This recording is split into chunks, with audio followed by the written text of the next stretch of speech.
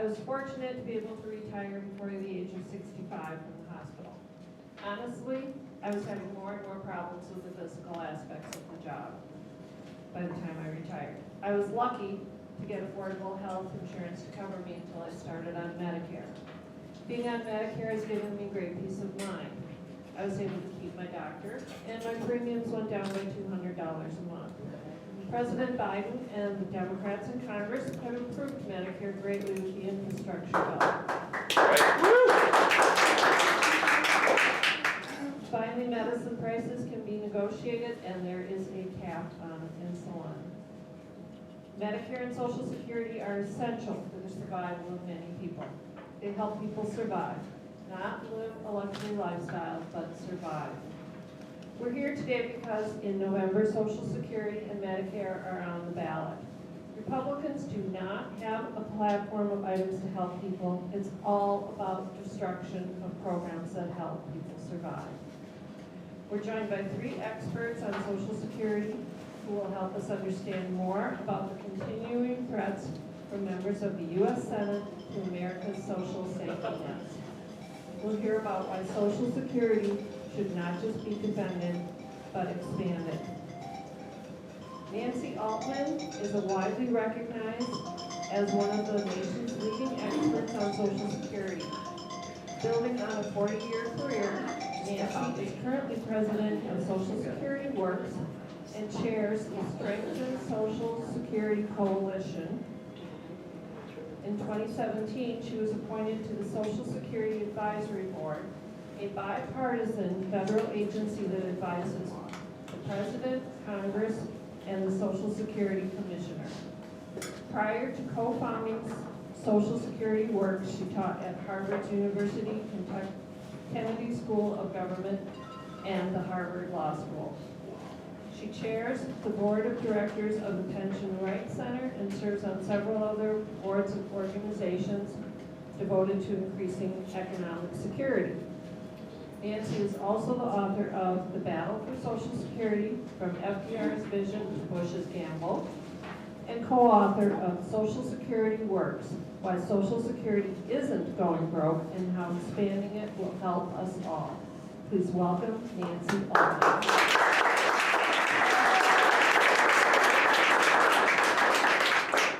Thank you very much, and thank you for that wonderful introduction. Can everyone hear me? Okay. Great. Well, I love being here with you in Madison because I hope you all know this is the birthplace of Social Security. The university, Professor John Commons at the turn of the century was working on worker security, on health, guaranteed health insurance, old age insurance, workers' compensation, minimum wage, maximum hours, and so forth. And when Roosevelt became president, Francis Perkins had colleagues, Ed Whitty and Arthur Altmeyer, who she invited to Washington, and one of my mentors, Wilbur Cohen, who devoted his life to Social Security. And as you can tell from that little description, I've been working on Social Security for more than half a century, or not more, nearly half a century. I don't want to age myself too much. And in that time, I've worked for Republicans. I was Senator John Danforth's legislative assistant on Social Security, was Alan Greenspan's assistant on that commission that put together the 83 amendments, and I've worked for Democrats.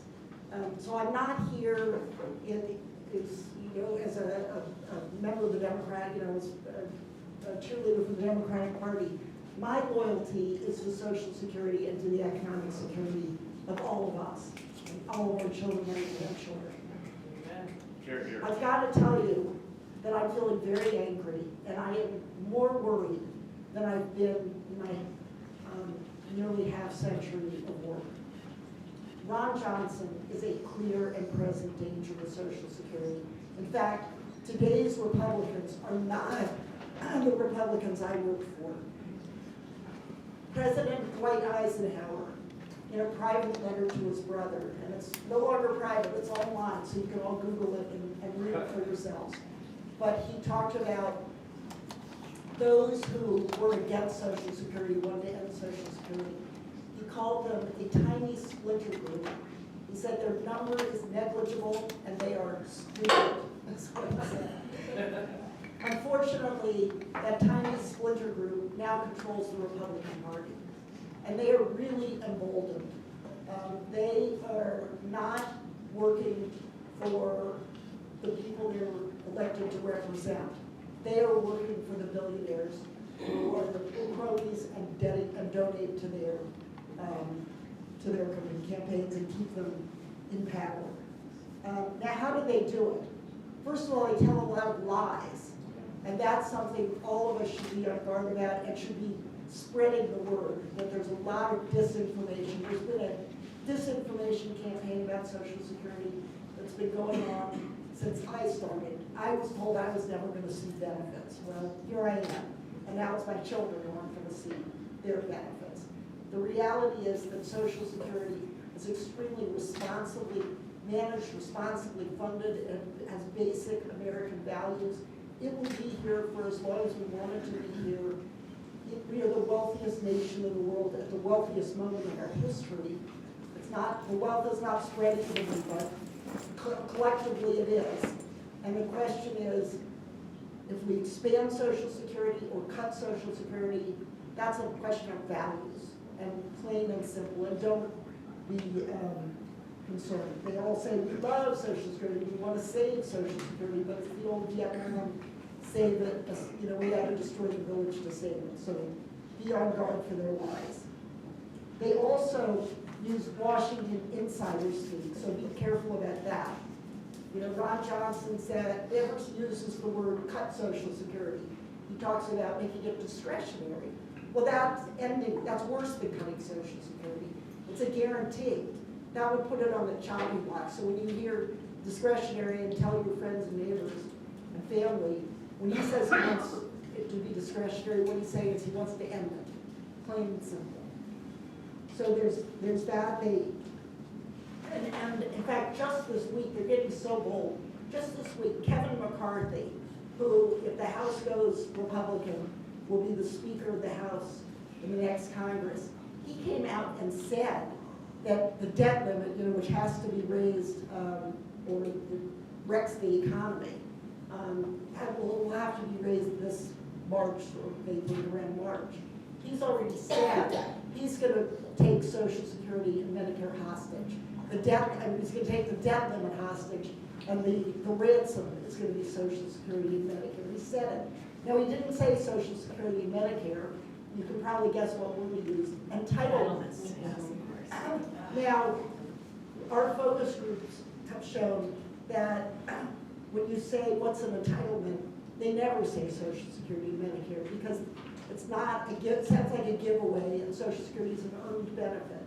When you tell people, no, in Washington they mean Social Security, they get angry for good reason. But the donors know when they say entitlements, that's what they mean. So it's this Washington insider talk that you have to, again, educate everyone about, especially if you have friends in rural communities, because they listen to Fox News, they don't hear all of this, and they're going to be affected as much or more than the rest of us. They use distraction. They talk about inflation in the economy. Do they have a plan for inflation in the economy? No. The Democrats have the Inflation Reduction Act. They wanted to lower drug prices, which they have Medicare negotiations. The Republicans are going to repeal if they get enough power. So they're not concerned about inflation. They're just trying to distract. The Democrats are talking about a better measure of the cost of living increase. It was a relief that Social Security beneficiaries got that 8.7% increase. But it's after years of getting very low or zero increases, we need to have more. So those are all, and worst of all is the smearing. I mean, this whole Willie Horton, crime focus is really another way of just getting people not to focus. What does the Senate or the House have to do with crime? Federal crime a little bit, but it's a local issue. But it's a way for it to drown out the fact that they want to cut our Social Security and our Medicare and we have got to fight back. So the why are they doing this? A question for all of you. How much money does Wall Street get out of our Social Security? Zero.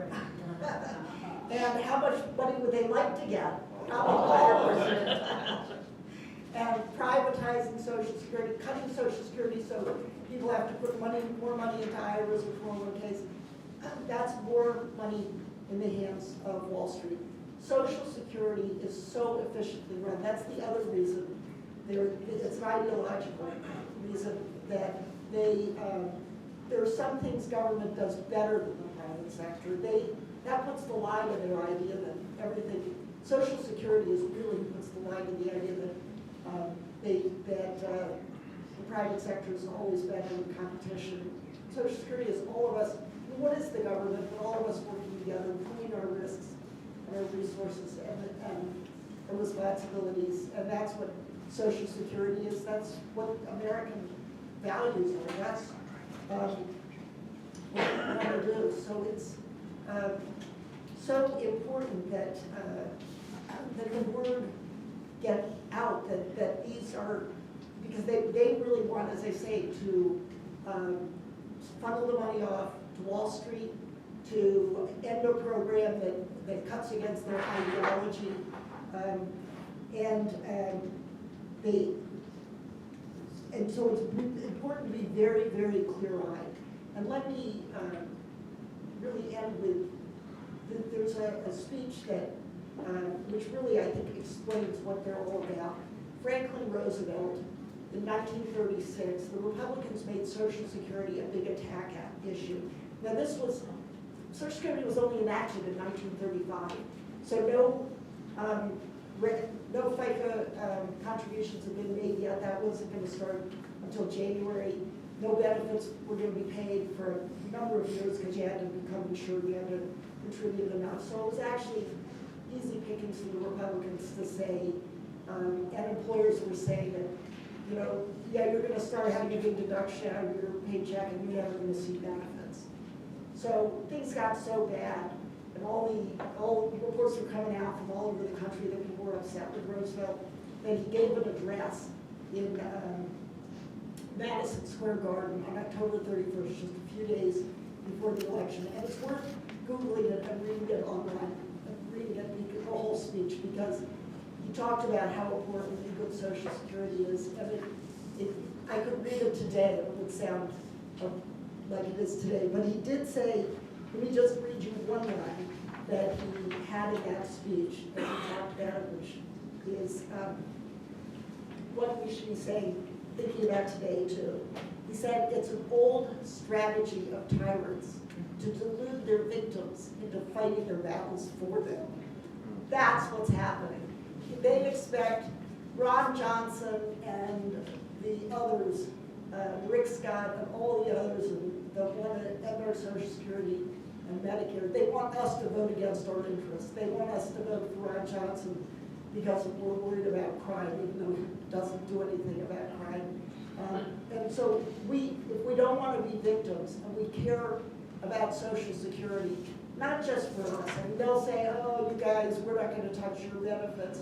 First of all, that may not be true, but even if that's true, it's insulting. We have children and grandchildren who are going to need Social Security more than we do. With the disappearance of private pensions, we're fighting for them as well as for ourselves. So if we want to, we've got to be single issue voters on this. We've got to tell our friends, our families, our neighbors the truth. We've got to educate people, and we've got to make sure that they vote, and they vote Democratic for Mandela Barnes, for Tony Evers, but all the way up and down the ticket. We've got to send a message. We've got to have a blue wave. And I'm saying this again, not as a partisan, but because I care about our economic security, and it is really at risk. And so we've got to tell them, we've got to tell them to tell their friends and neighbors. The more we can get the word out in rural communities, because people in rural communities can trend older and are lower income. So Actually, Social Security is even more important to those in rural areas.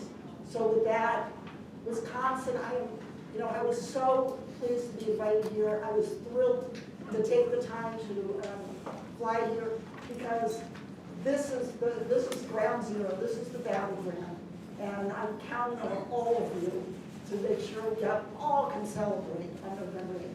Thank you.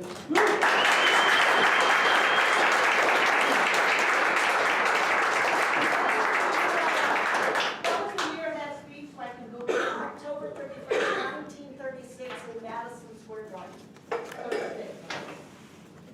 Thank you, Nancy. Nino Amato has been actively involved in progressive politics for 40 years. Recently retired, Nino led the Coalition of Wisconsin Aging and Healthcare Groups, a nonprofit, nonpartisan, statewide membership organization that was founded in 1977 as president and CEO for the last 10 years.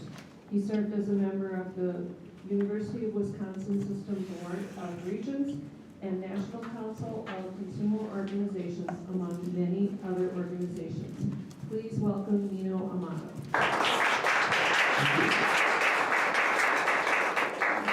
My proudest accomplishment is raising two daughters through the teenage years. You learn how to have a sense of humor and thick skin and realize that when they get older, they come back around. So now they have four granddaughters, and it's like poetic justice. You're beginning to see that Dad wasn't all that stupid, and my God, how did you do that? Let me also start on a positive note. We are all as young today as we'll ever be, so we can enjoy our youthful bliss. Every day's blessing, especially coming out of the pandemic. On a much more serious note, what's truly tragic is the fact of seeing Wisconsin's progressive history with university professors that really follow the forward idea of government working with universities. Okay, we saw it from the standpoint of the FDR administration. Then we have some candidates like Paul Ryan and Ron Johnson, who came from the other extreme of the bookends, very extreme. But they care about one thing, and that's electing numbers. Let's not forget that what Ron Johnson's saying today is what Paul Ryan said back when he was House Speaker, before that. And the hypocrisy is incredible, because when I first debated in 2010, Paul Ryan, he was saying Social Security is going to go broke. We can't afford it. And I got up and I said, the foresight that FDR had is he put our money into treasury bonds. Now, if they knew back then what we know today, they would have put it in a lockbox and given us interest. But they didn't know that. So I pointed out to him that Social Security is not just treasury bonds, but the Chinese have treasury bonds. And the Saudis have treasury bonds. So what you're saying, Paul, is we can't pay back the treasury bills to fund Social Security, but we can pay back the Saudis and we can pay back the Communist Chinese. That's a double taxation. So they had to change their mode. So what they did is they got back on the entitlement program, which is really ridiculous. And as you said, these are not really Republicans. The people that are in charge today, the MAGA Republicans, they would never have voted for Abraham Lincoln. He was a human rights president. They never would have voted for Teddy Roosevelt, who, built the Panama Canal, talks off the Caribbean stick, because he was for women's suffrage. And he was a socialist because he reserved all those national parks for us. They wouldn't have voted for him. Eisenhower, these MAGA Republicans would have called Eisenhower treasonous because he warned us about the military-industrial complex. And for 8 years, we never went to war. They wouldn't have voted for Richard Nixon, of all people. Richard Nixon was the first one to float national health care, believe it or not. He also created the EPA and passed the Clean Air and Clean Water Act. And just the other day, it was the 50th anniversary of the Clean Water Act. And even Ronald Reagan supported pro-choice when he was governor. He raised taxes 7 out of 8 years. And he unilaterally disarmed 5,000 nuclear missiles to send Gorbachev a message to tear down that wall. They would have called him a treason. These are not traditional Republicans, and Liz Cheney said it best. So we're going to fight for our life, and we need to address it. Now, why do they want to privatize it? You said it best. Street gets commissions on every transaction they make.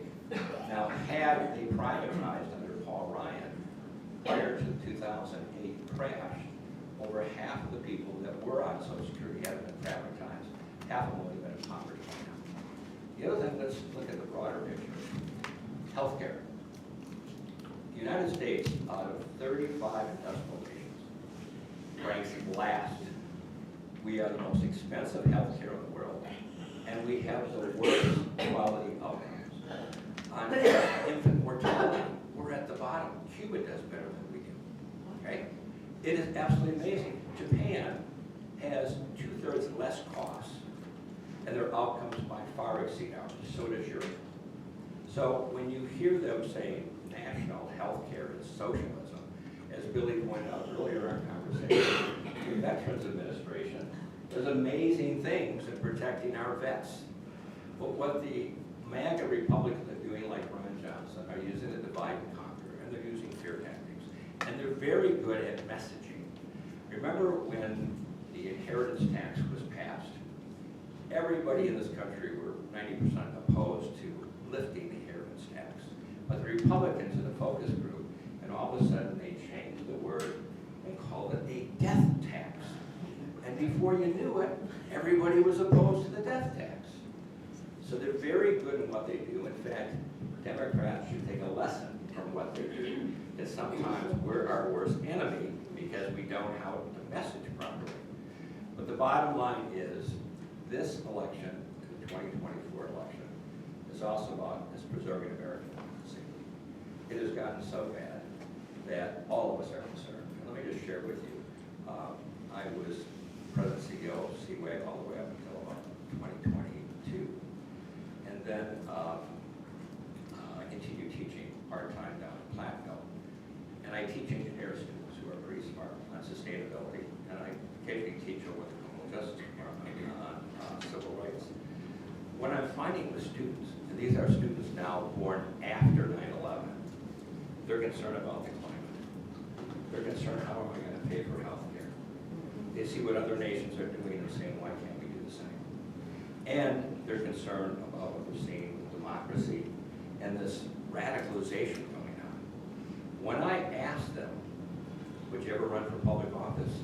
Not a single hand goes up. But the real question was, knowing what you know today, given the challenges you have, and most kids who graduate from high school and college, over 50% of them go back and live with their parents. And what does that say? But when I ask them, knowing what you know today, in 5 or 10 years, if you have good income, if you have children, but things haven't changed, maybe one hand goes up. Now that's a frightening factor. So we need to team up intergenerational.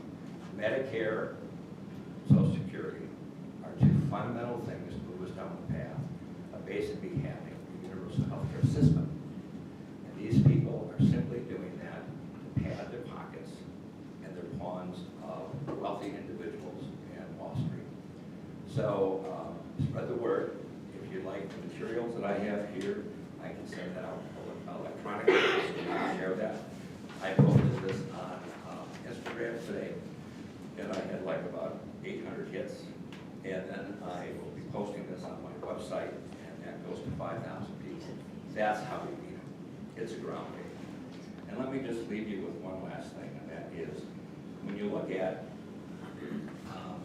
our country after 9/11, we were pretty united. And then we were told to give up our freedoms, go back to the shopping malls. And then we realized that George Horatio Bush was correct when he said to Schwarzkopf, no, you're not going to go in and take out the Republican Guard, and we're not going to disrupt Iraq because we'll be there for 20 years in a religious civil war. But George W. did just that.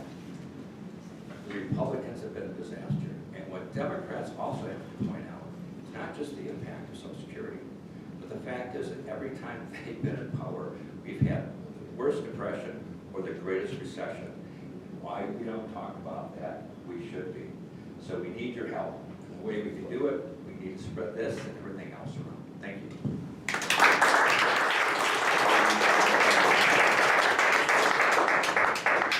Thank you, Etlinger served as Executive Director of Wisconsin Alliance for Retired Americans for nearly 11 years, capping off a 30-year career in politics, government, and nonprofit organizations. He's a veteran of countless retirement security presentations at senior centers, labor halls, and town hall meetings throughout Wisconsin, and he believes it's time to retire Ron Johnson. Please welcome Mayor.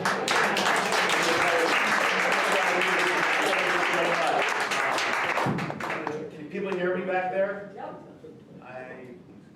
I don't want to blow people out, so that's why I'm not going to use, I have a loud voice. And I'm so honored to be here today. I haven't been in this kind of setting in years, and it's sort of, in the 11 years that I was the Executive Director of Wisconsin Alliance and touring the state, these kind of events have been so important to me in my professional life, my personal life, to meet so many humble Wisconsinites.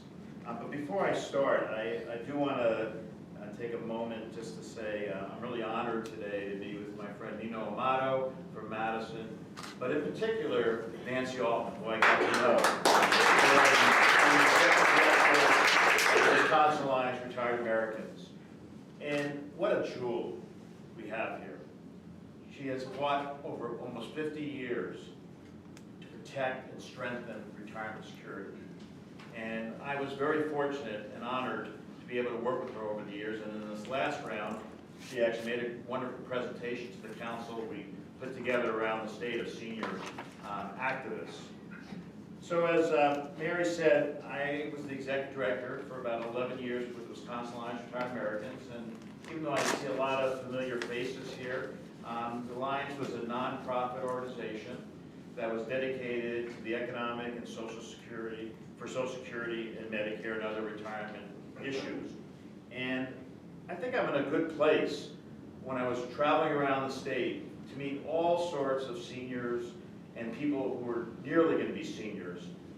And I heard from them whether they were trade union workers, whether they teachers, nurses, and all sorts of workers in our state, how humble and why they had a right, that they earned these benefits.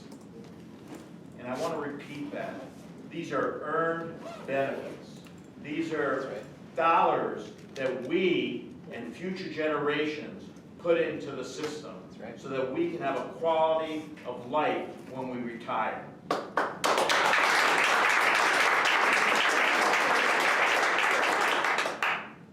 In Wisconsin, there's about 1.3 million recipients of Social Security. They are disability, widows, widowers, besides the general traditional Social Security. Without Social Security, a percentage of our seniors in our country, as you all know, would be in poverty.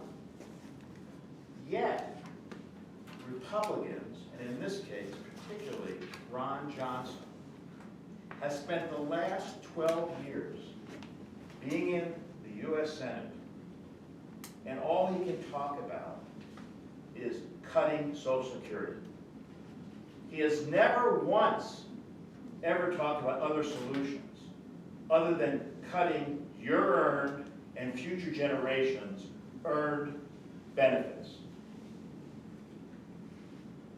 I am especially galled by the fact that Ron Johnson, on one hand, is saying he wants Social Security to be, on an annual basis, no longer guaranteed, to have Congress look at it, discretionary funding.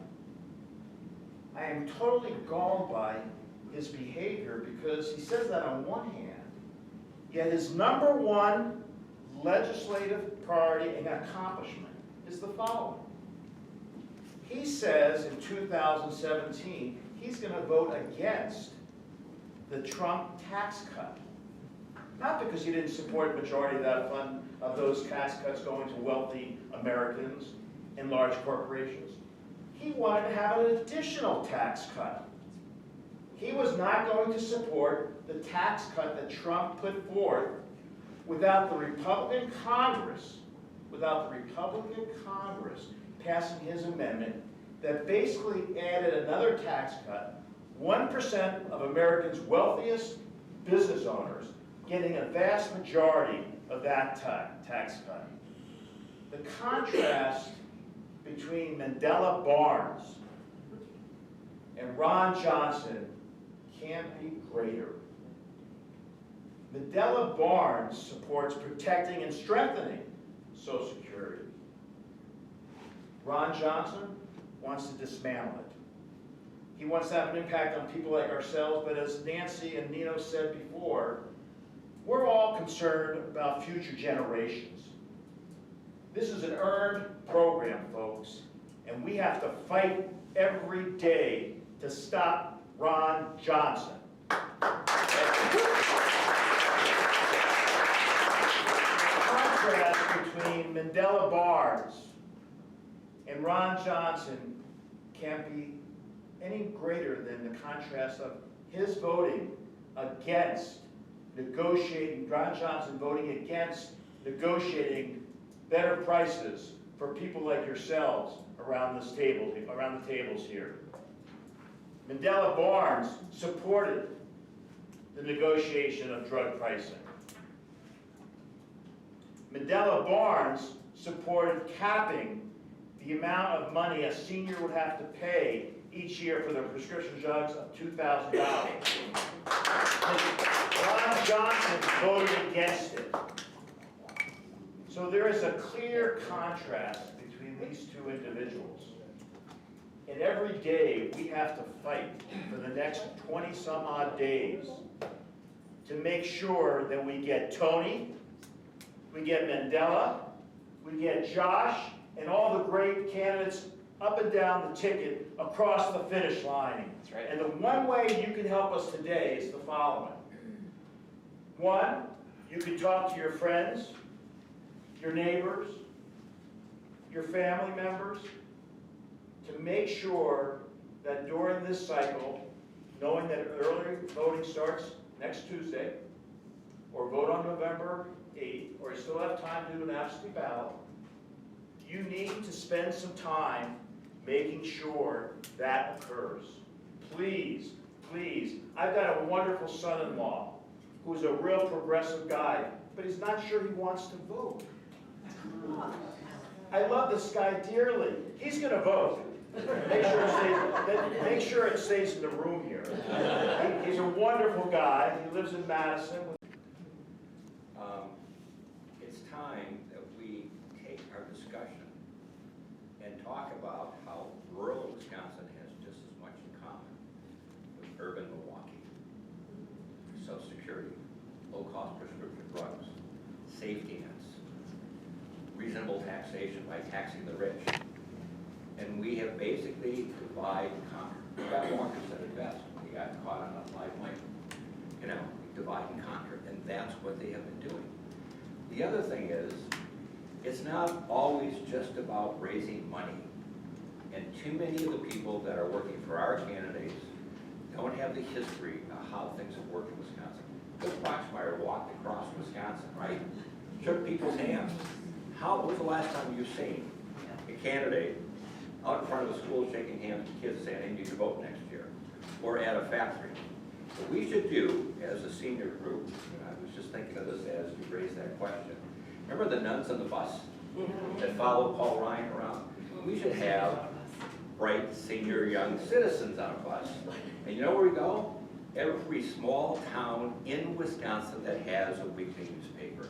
We get off the bus, we smile, we have information to talk about what we have in common around the state, and we make an impression, and we get a write-up.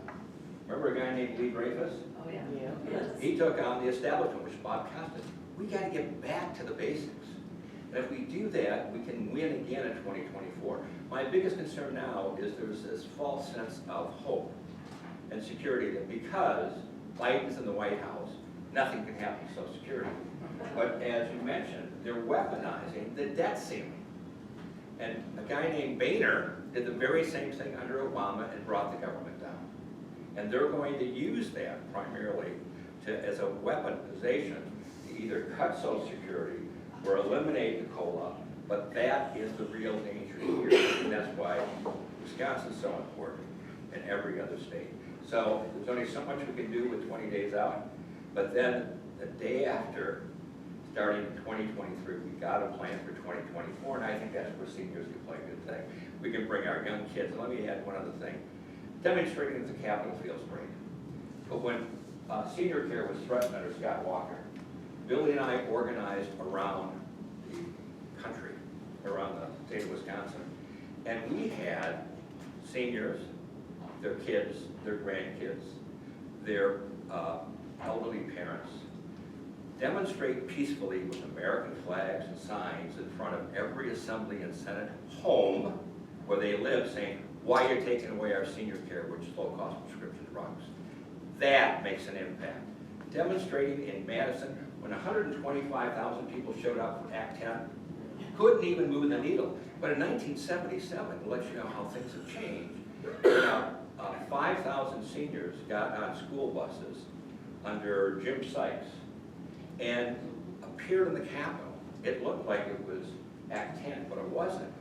5,000 seniors got to the Capitol, and there was a straight picture of Pat Lucey, who's governor, Republicans who controlled the legislature, talking with the people, 5,000 people. And in 4 days, they passed the homestead tax credit. They did bonding for senior centers. They did all sorts of things. 5,000 people. It doesn't work that way anymore. So we need to take it to their home and to put them on the spot and kindly shame them into their support.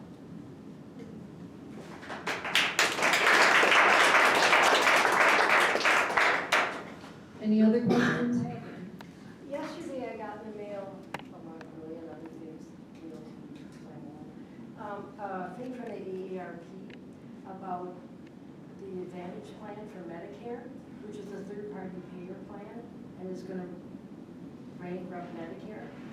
I wonder what usually with the AARP is with old people, and when they get mad about something, it doesn't pass. And they've always been against changing Social Security. So, and the same thing for Medicare. So I'm concerned that they're going to have a plan that supports what Ron Johnson is doing, or the Republicans are doing. Do you know what their stance is on this? Because they make a real Let me first go back to I'm not part of it. to Obamacare, the Affordable Care Act. And the Republicans call it Obamacare because he was black, right? So they wanted to stigmatize the whole thing. AARP makes some money from selling insurance. They were not going to support the Affordable Care Act until we put pressure on it. In fact, Billy and I approached the head of the AARP here in Madison and finally got them to make issues. And then we got all our memberships to be writing Washington saying, what the hell are you doing? So it's about the money, I'm afraid. Right. And so as much as I think AARP in its original formation is a good thing, unless we put pressure on them, they're not going to stop it either. Because they used to be, I was thinking about the villages. Absolutely. They make us think about things, but I was surprised this came out with the Advantage plans because they're cheaper, but you don't get anything in the end, and they don't cover stuff, and then they won't let you get out of them. So, and I think, what is it, 48% already belong to Medicare Advantage? You're right, and you're raising an extremely important issue. And this is the slow privatization of Medicare. Right. And it's going to make it. And they charge more to Medicare. They charge higher well, and prices, they, right? you know, it's, Direct contracting next. there's all kinds of things, and once we get to more than 50%, as you We're said, done, right. we're very We're close to probably that. done now because it was 48% before now. No, and there are a lot, the problem is it's popular until you actually need health insurance. Right. I mean, it seems to have all these extra benefits and it's cheaper and stuff, but it is, it's a fight where just so you know, we define Social Security the way the architects here in Madison defined it, and that is basic economic security, and it includes national health, universal health insurance. There are efforts to, first of all, we need to equalize up. Traditional Medicare needs to be improved with health and vision and hearing, lower the age and so forth. But there are a lot of bad actors with Medicare Advantage where they don't, and that's the place we're starting to attack, because that's one that everybody can agree on, that they, and I don't think we can get rid of the bad actors, and I'm hoping we can slowly get rid of Medicare Advantage, but that is a sleeper issue, maybe not so sleeper, and you know, it's exactly right. ARP is great, except when they're not. When they're with you, they're, you know, they put a lot of money in ads, and it's great, but on this, they're an insurance company, and their interest is in the bottom line, not in Medicare beneficiaries. So let me just ask a clarifying question about Medicare and Advantage, because I work for the state of Wisconsin, so I kept my insurance through my sick leave, and now I'm still paying a pretty good premium every month because I've got that umbrella of a retired state employee with their healthcare plan that supplements Medicare. The Advantage plans do sound really enticing sometimes, but something that I never, I think I'm going to get emotional here, because this is something I never thought about, but that's a step. If I'm that's a step in privatizing Medicare. And, okay, thank you. That's, I just want to clarify that. And I almost bit that cookie, and now I'm glad I didn't. No, because, you know, the wonderful thing about Medicare, there are many wonderful things, but you go to anyone, they're doctors, but Medicare Advantage are limited. That's an important to get the word out, because it is enticing. Then they have all the ads, Joe Namath and all these other ads where it sounds so good, but be careful, because Is that United Healthcare thing we all get in the mail, is that one of those Advantage plan things? Yeah, yep. Okay, and the whole thing is so opaque. How would you know? The SEIU retirees had a speaker, Dr. Marks come, and. Laurel Marks, thank you. Now, I went and took her information to Group Health Cooperative, and I asked them, well, what do you guys know about this? And you know, they claimed ignorance up and down. They hadn't heard of such a thing. They knew nothing. And this was their business, you know, building up for this sort of stuff. So I'm so concerned that the game is lost, because when I confronted an actual practitioner in that trade, all they could tell you is, we don't know anything. I couldn't believe it. I figured they're deeply ignorant, or they're deeply liars. That's all I had to say. Thank you. well, and not to make, I mean, I do think that for the next 20 days, between now and November 8th, we've got to be focused on making sure that Mandela Barnes and Tony, all of them win. And our wedge issues are the Social Security, Medicare, and lowering drug prices. MAGA Republicans agree with everyone in this room on those issues. But as a longer term, in 2024, the day after, but also the day after, focusing on Medicare Advantage and trying to educate people about that is really good. Is something that. If I could just add, Mandela should be running ads right now, talking about Yes. lift the cap Yes. for the wealthy people on Social Security, Yes. and use Warren Buffett's quote saying, my executive assistant puts 100% in and I put a fraction. That's not fair. Right. He should be talking about lowering Medicare to 55 and attract that farmer and that rural worker who is manually working that can't wait until 65 to get Social Security. We have to go on the offensive. And so when you talk to people today, say Mandela is going to do this if we can hang on to the Senate and if we can hang on to the House. We're going to defer further questions until after, and then you guys can speak with the panelists. Right now, I would like to introduce Grant Williams. Thank you. I'll be brief.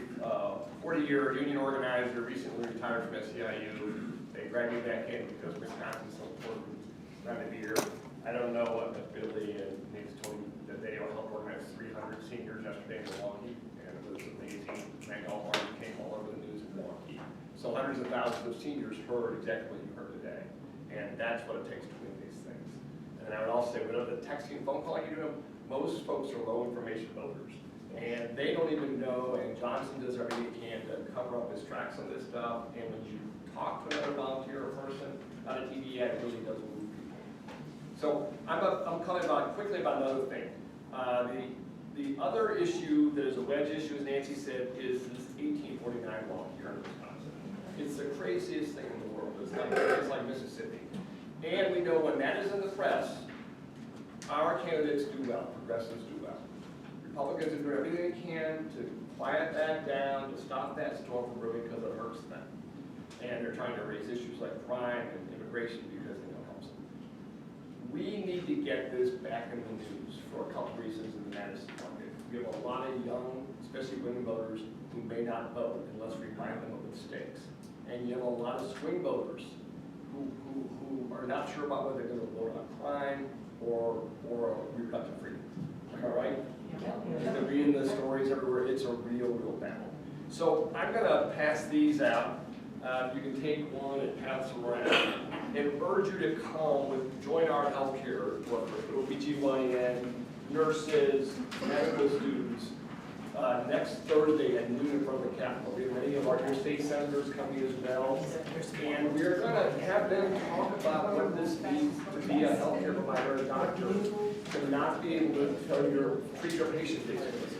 And what it means for this state in terms of doctors and medical students leaving this state. My daughter is a resident OBGYN in Minnesota.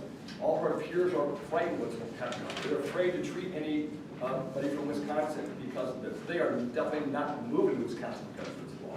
And there's a path to overturn this. If we re-elect Tony Beavers and we elect a Supreme Court majority in April, you will make this like Michigan, where we're going to bring back that right to solve the law. Okay?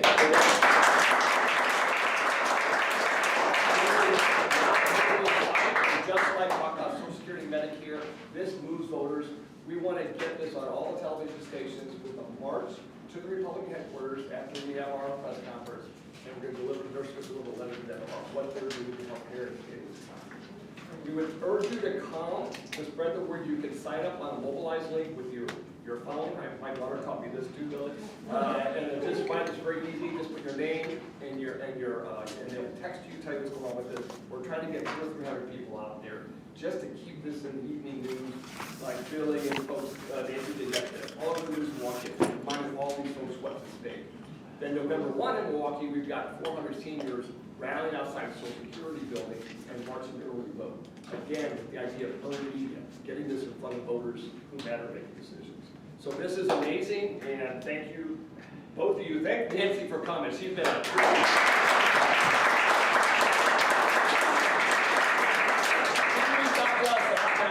we've got some ideas. Here she is. Somebody had a question. I'm going to get out of your way here. Yeah. I just wondered if there are any plans to take this fight directly to Ron Johnson and organize everyone at his events to have seniors show up to confront him on his lie. Great question. We have done that a couple of times in Milwaukee. If he comes here, happy to work with you all that. We showed up with our big signs and chased him around a little bit. We actually went inside at one of his forums and started asking hard questions like that with about 20 seniors, Progressive Senior Coalition. So, and we're doing that to, I don't want to take all your time, but Michael's was at the Rotary Club yesterday, or Tuesday, and we had a big puppet of Michael's up there saying too extreme for Wisconsin. So we were just trying to bird dog him, which is what unions do. And if you hear of Johnson coming, let us know.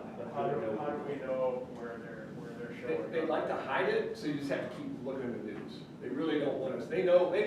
I remember in maybe the 1990s when the seniors chased around Rostenkowski. Was that who it was? And that was a national picture of 300 seniors chasing his car. They backed off Social Security cuts that day. We do not want those images on television. But if we can catch them and find them, we will help you organize. Okay? Thank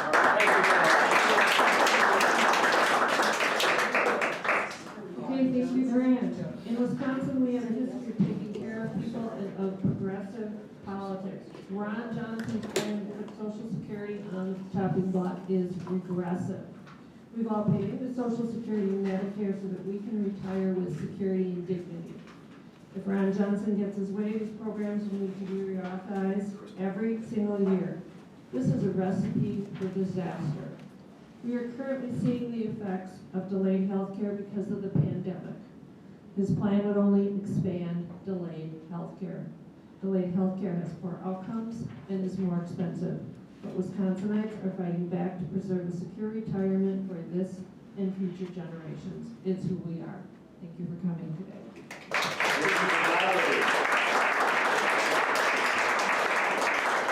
There's going to be